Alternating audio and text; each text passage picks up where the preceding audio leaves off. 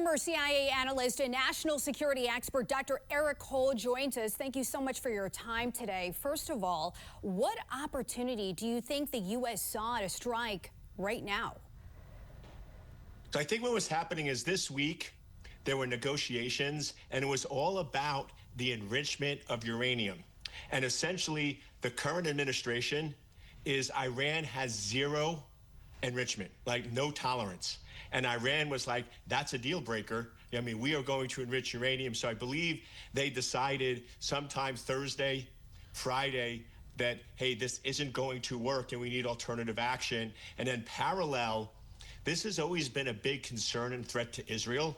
And Israel and the United States have been communicating. So to me, this war has been talked about probably for at least 6 months since we initially dropped the bombs on Iran. And the question was, when is the proper timing? But to me, this was inevitable.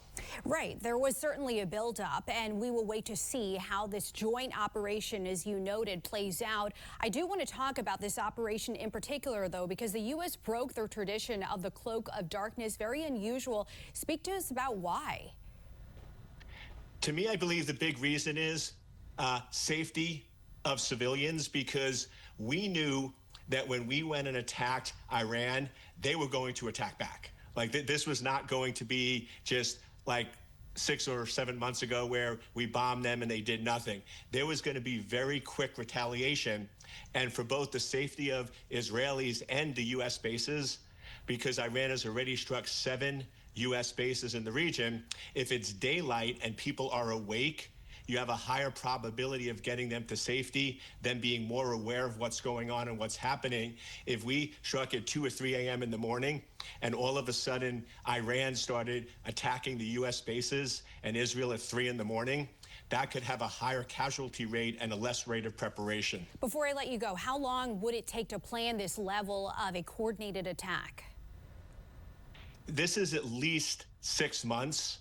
Now, the most intense planning would have been in the last 2 to 3 months of just coordinating. Because if you look at how precise the timing was between when the United States first missile and when Israel's, it was almost within seconds. So there was a lot of close coordination. And I would say over the last 2 weeks, we were probably talking with Israel almost 24/7 to make sure that this operation goes off as planned. We appreciate your assessment, Dr. Eric Cole. Thank you for joining us on the National News Desk. My pleasure.